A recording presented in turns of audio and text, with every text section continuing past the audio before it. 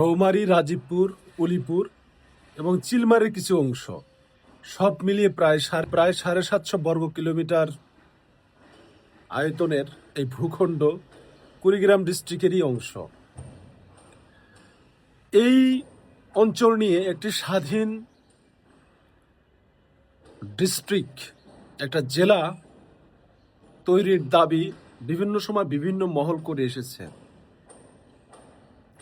আপনারা জানেন, আমাদের ডিস্ট্রিক্ট শহরে যেতে এই অঞ্চলের মানুষদের 3.5 থেকে 4 ঘন্টা নদীপথ পাড়ি দিয়ে যেতে হয়।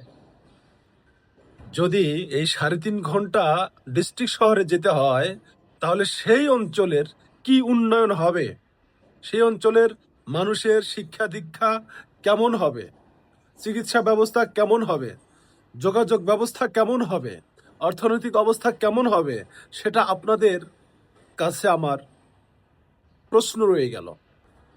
আপনারা জানেন, রৌমারী থেকে ঢাকা আসতে সময় লাগে 4 ঘন্টা, আর রৌমারী থেকে ডিস্ট্রিক্ট শহর কুড়িগ্রামে যেতে সময় লাগে 4 ঘন্টা। তাহলে রৌমারীর ভাগ্য কিভাবে পরিবর্তন হবে? রৌমারীর সবচেয়ে গৌরবান্বিত ইতিহাস হচ্ছে 1971 সালে রৌমারীর বুকে একজন হানাদার বাহিনীও পাড়া দিতে পারেনি। রৌমারী ছিল পুরো 9 মাস স্বাধীন। সেই রৌমারীতে 65,000 মুক্তিযোদ্ধা প্রশিক্ষণ নিয়ে সারা বাংলাদেশের যুদ্ধ করেছে। রৌমারীতে সর্বপ্রথম বাংলাদেশের ডাক যোগাযোগ ব্যবস্থা চালু হয়। রৌমারী থেকে সর্বপ্রথম সেনাবাহিনী গঠন করা হয়। রৌমারীর অনেক অনেক ইতিহাস, মুদ্রা প্রচলন প্রথমে রৌমারী থেকে শুরু হয়। স্বাধীন বাংলার এত কিছু হওয়ার পরেও আজও এই রৌমারীটা এতটা অবহেলিত কেন? সারা দেশের মানুষ জানে না কেন? এর ইতিহাস কেন জানে না? সারা পৃথিবীর মানুষ কেন জানবে না? এখন রৌমারীর মানুষের একটি দাবি, যেমন অন্তত কুড়িগ্রামের নদীর পূর্ব পাশে যে বিচ্ছিন্ন এলাকাটি রয়েছে, সেই এলাকায় নিয়ে একটা ডিস্ট্রিক্ট গঠন করা, যেটা গঠন করলে এই রৌমারীর মুক্তিযুদ্ধের ইতিহাস বলুন আর রৌমারীর ভৌগোলিক অবস্থান থেকে বলুন, সব কিছু মিলে ওই অঞ্চলের মানুষের একটা স্বস্তির নিঃশ্বাস পাবে। এতে কারো কিন্তু কোনো ক্ষতি হবে না।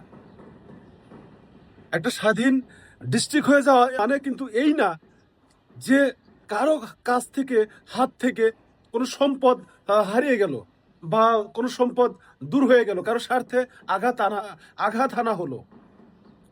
ওই অঞ্চলের মানুষগুলো একটু ভালো থাকবে, এতটুকুই তো চাওয়া। এটুকু চাওয়া কিন্তু আপনি চাইতেই পারেন।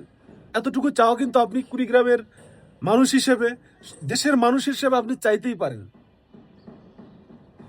তো প্রিয় ভাই বন্ধুরা, আমার চাওয়া যদি যৌক্তিক হয়ে থাকে, তাহলে অবশ্যই আপনারা আওয়াজ দিবেন। এটা আমাদের প্রাণের দাবি।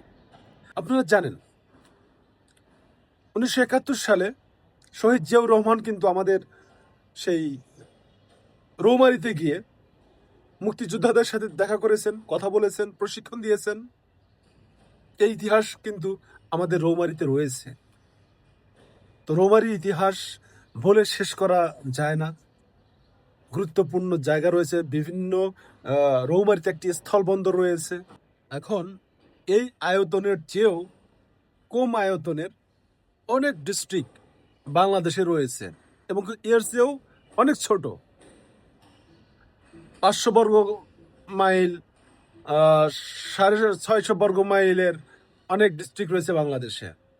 তাহলে এই অঞ্চলের মানুষগুলোর যদি ভাগ্যের পরিবর্তন করতেই হয়, তাহলে কেন এই 750 বর্গ মাইলের আয়তনের এই জায়গাটাকে ডিস্ট্রিক্ট করা হবে না?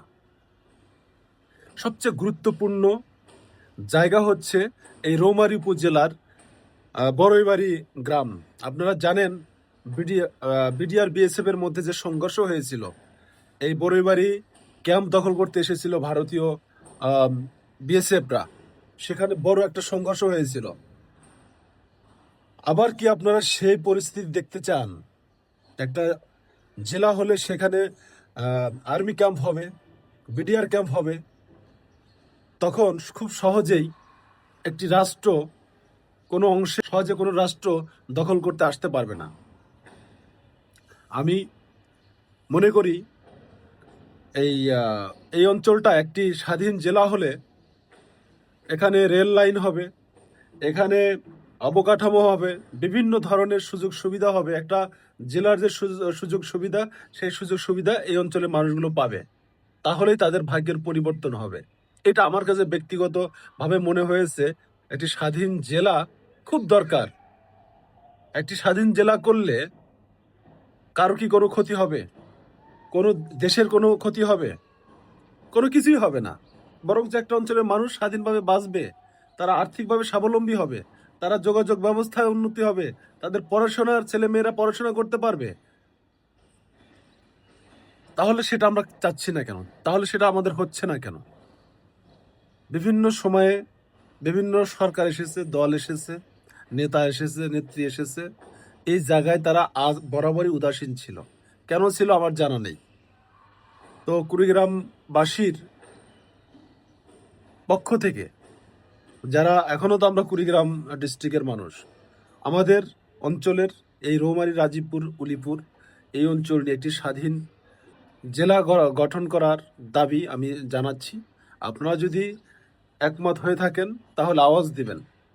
যদি আমি ভুলও বলতে পারি, আমার পক্ষে বিপক্ষে আপনারা বলতে পারেন, আপনারা যুক্তি দাঁড় করাতে পারেন। তো সবাই ভালো থাকবেন, সুস্থ থাকবেন। আল্লাহ হাফেজ।